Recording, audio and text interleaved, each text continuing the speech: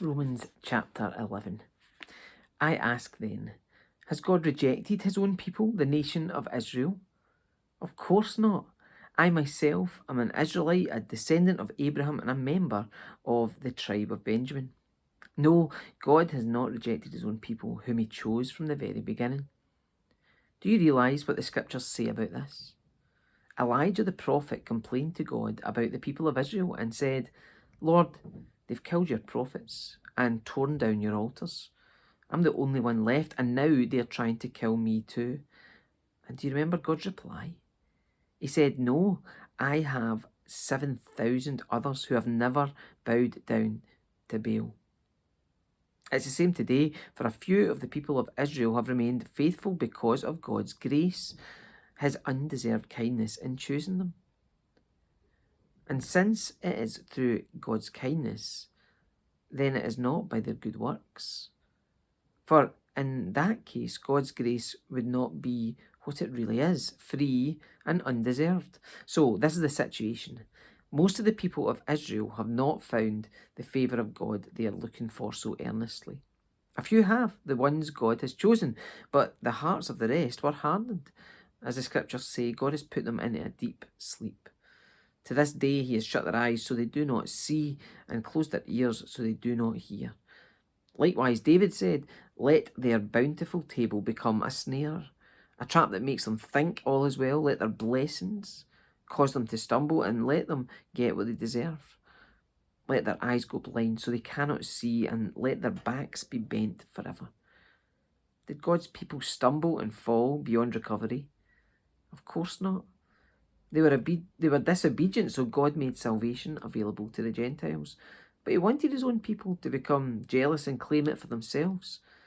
Now, if the Gentiles were enriched because of the people of Israel turning down God's offer of salvation, think how much greater a blessing the world will share when they finally accept it. I'm saying all this especially for you Gentiles. God has appointed me as an apostle to the Gentiles. I stress this, for I want somehow to make the people of Israel jealous of what you Gentiles have, so I might save some of them. For since their rejection meant that God offers salvation to the rest of the world, their acceptance will be even more wonderful.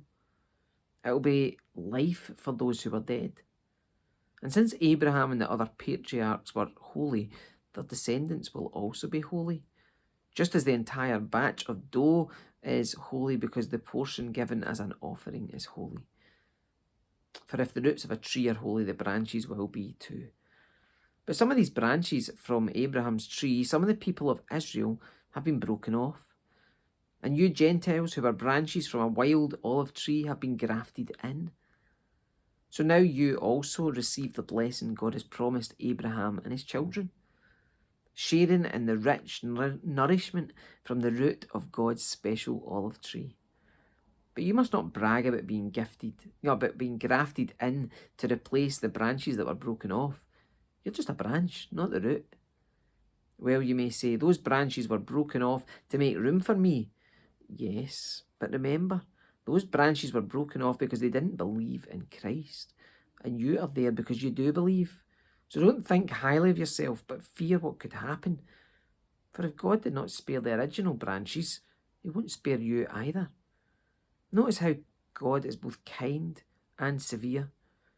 He's severe towards those who disobeyed, but kind to you if you continue to trust in his kindness.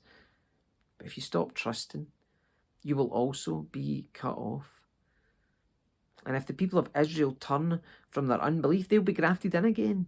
For God has the power to graft them back into that tree. You by nature were a branch cut from a wild olive tree. So if God was willing to do something contrary to nature by grafting you into his cultivated tree, he will be far more eager to graft the original branches back into the tree where they belong. I want you to understand this mystery, dear brothers and sisters, so that you will not feel proud about yourselves. Some of the people of Israel have hard hearts, but this will last only until the full number of Gentiles comes to Christ. And so all Israel will be saved. As the scriptures say, The one who rescues will come from Jerusalem, and he will turn Israel away from ungodliness. And this is my covenant with them, that I will take away their sins. Many of the people of Israel are now enemies of the good news, and this benefits you Gentiles. Yet they are still the people he loves because he chose their ancestors Abraham, Isaac, and Jacob. For God's gifts and his call can never be withdrawn. Once you Gentiles were rebels against God. But when the people of Israel rebelled against him, God was merciful to you instead. Now they are the rebels, and God's mercy has come to you, so that they too will share in God's mercy. For God has imprisoned everyone in disobedience, so he could have mercy on everyone. Oh, how great are God's riches and wisdom and knowledge. How impossible it is for us to understand his decisions and his ways. For who can know the Lord's thoughts? Who knows enough to give him advice? And who has given him so much that he needs to pay it back? For everything comes from him and exists by his power and is intended for his glory. All glory to him forever.